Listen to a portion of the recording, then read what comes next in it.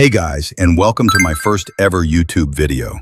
I'm pretty sure most of you know me from my TikTok channel, but if you don't, my name is Koto, and I'm teaching basic knowledge on how to trade online. Sadly, on TikTok, there isn't enough time to go in depth with some of the trading concepts I teach, and I see a lot of you ask questions about fair value gaps.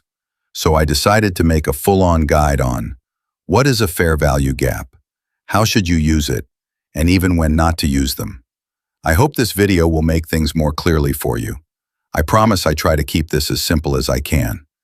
So if you don't understand something, please comment or go back in time and watch it again.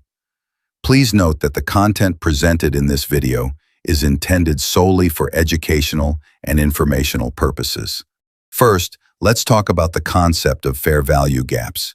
And yes, guys, I know my drawings don't look the best, so please don't mind them.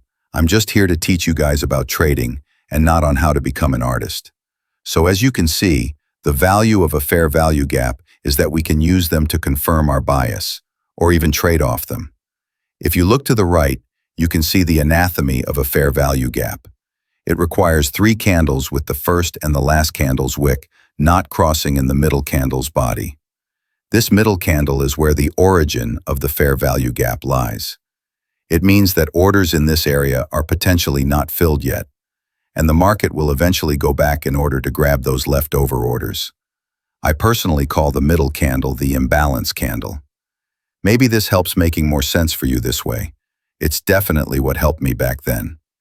Now let's talk about the 5 steps we need in order to identify a valid fair value gap. It's very simple, just like a checklist, and when everything is met, you know it's valid. So first off, we need to see that the market is trending, so either an uptrend or a downtrend. In our example, we can see that this market is in an uptrend, making higher highs and higher lows.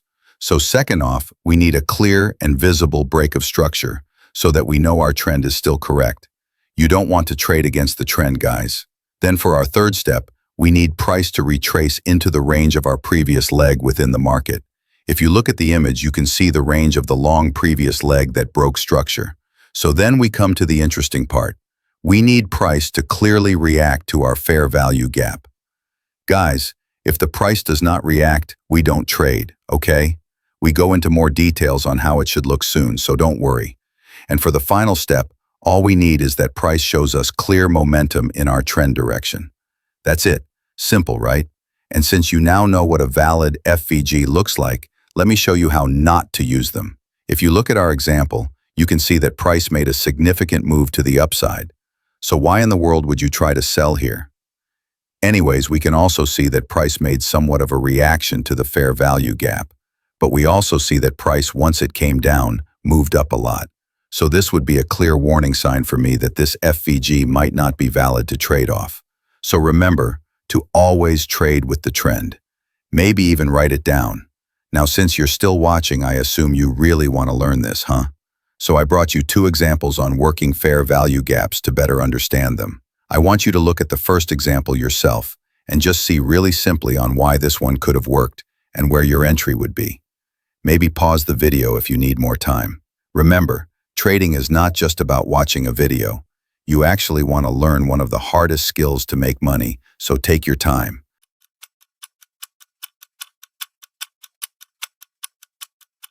So if you took your time, let me talk about this. On the first example, you can see that price made a significant bullish move, leaving behind a fair value gap. We can also see that price aggressively came down into the FVG, but then all of a sudden stopped and printed little candles. This alone wasn't enough for me to just yet open a position. I would be patient and wait for a clear sign that market will move into trend direction. And as you can see, this hammer candle was a beautiful indication for me after the longer stop in price. I hope you can understand my perspective, but if you have any questions, please comment below. Let's move on to the second example. I will not put a timer here for now, but if you want to look at it yourself, just pause the video for a moment. So, unlike the first example, we can see that the market didn't come back down a lot before reacting to the fair value gap. But we can see that it's pretty solid by holding price from closing below it. And you can also see that buyers pushed back the sellers once we reached the FVG. So this alone would be really great to see in the markets. For the entry, we obviously need to wait bullish momentum.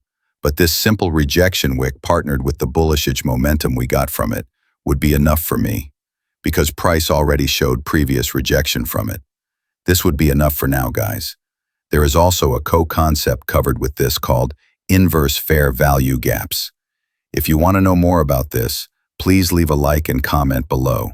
You can also write topics you want to see in future videos. I hope this video helped some of you to understand the concept of fair value gaps a little more in depth. If you watched this far, let me also give you a last advice before the video ends.